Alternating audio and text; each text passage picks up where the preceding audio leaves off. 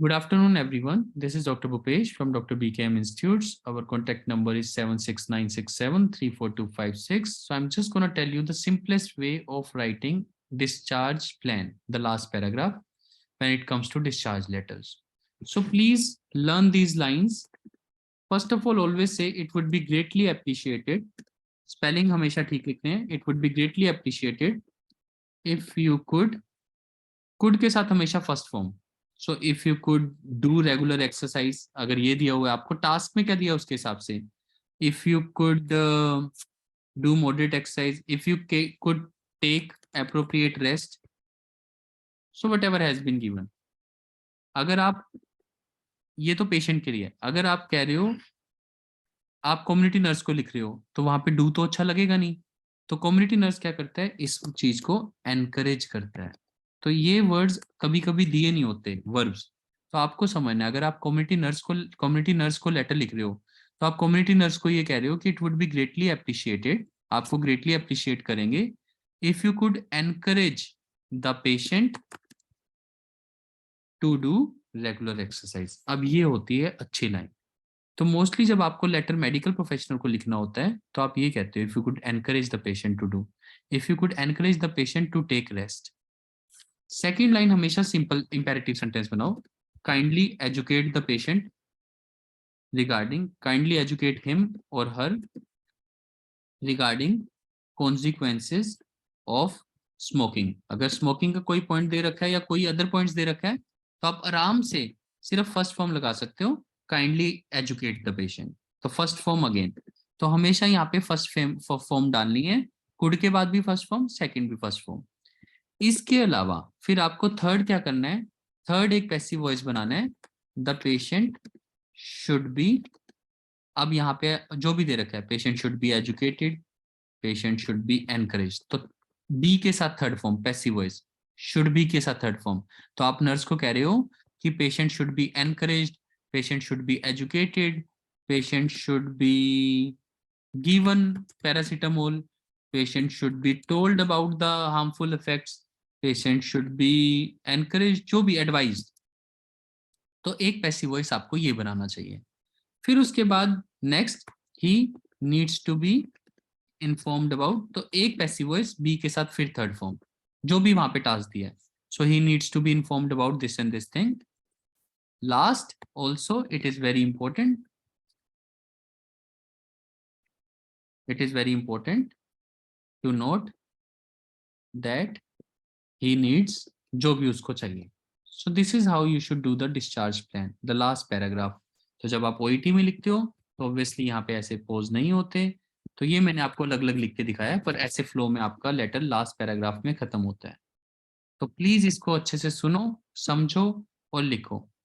Example मैं आपको दे देता हूँ अभी. सो ऐसे आपका लास्ट पैराग्राफ आएगा. सो मतलब अगर लिखा हुआ है कि पेशेंट को सपोर्ट करो, या एक बार कभी कभी ऐसे दिया होता है, facilitate referral to neurologist for multiple sclerosis, और पॉइंट ऐसे दिया होता है. मान लो आपको ये पॉइंट दिया, why are you a doctor. तो अब ये पॉइंट जैसे ही इतना मुश्किल पॉइंट आता है ना तो हम घबरा जाते हैं, ये क्या दिया है.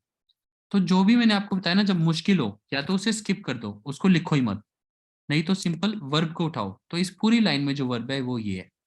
तो इसका हमेशा सबसे आसान सेंटेंस बनाओ, यानी इनमें से ये दूसरे वाला सेंटेंस.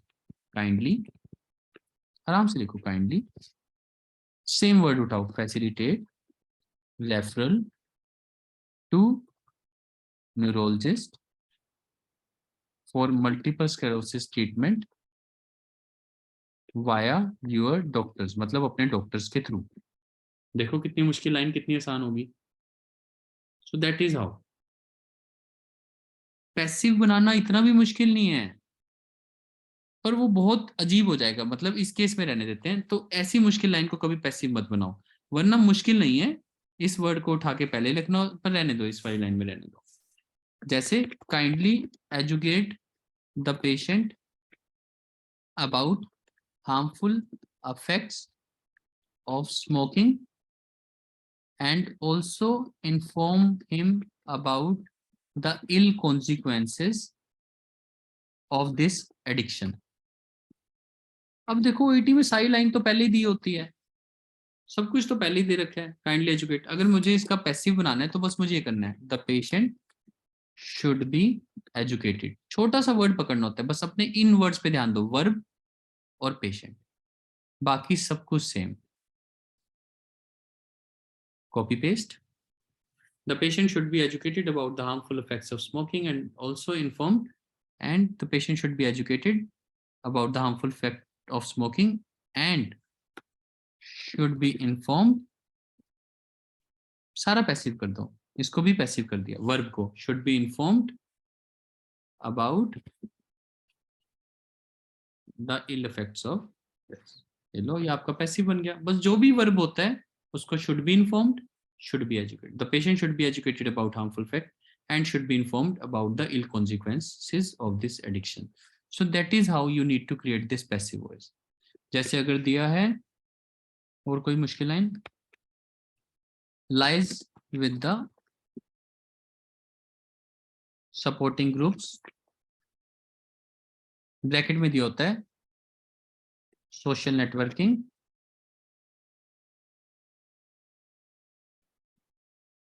ठीक है। तो इस लाइन का मतलब क्या है, लाइज का मतलब होता है दूसरे से मिलवाना, वैसे तो इसका मतलब वही है जैसे फिक्स एन अपॉइंटमेंट, तो सेम लिख दो ना, kindly lies with local supporting groups for social networking. ये कहना चाहता है आपको कि लोकल ग्रुप के साथ लाइजन करवा दो फॉर सोशल नेटवर्किंग। तो ऐसे छोटे छोटे वर्ड्स को आप आराम से, जो भी आपको इसमें से समझ नहीं आता, मान लो आपको पेपर में 5 पॉइंट्स दिए हैं डिस्चार्ज प्लान में और ये पॉइंट समझ नहीं आ रहा, इनको मत लिखो। अगर आप नहीं लिखोगे तो कोई फर्क नहीं पड़ेगा। अपनी ग्रामर को संभालो। It would be greatly appreciate if you could encourage, first form kindly educate, first form, फिर passive voice, the patient should be educated, encouraged, advice, जो भी वहां पे वर्ड दिया है, he needs to be this as well, also it is very important to note that he needs, अब यहाँ पे simple active. That is how you should do the discharge plan. I hope it's okay for everyone. किसी को भी कोई बात पूछनी है तो आप पूछ सकते हैं, मैं आपको अनम्यूट कर देता हूँ so that I can ask you if there is any doubt whatsoever you might be having regarding the writing of discharge plan। किसी को भी कोई भी डाउट प्लीज, एनी डाउट?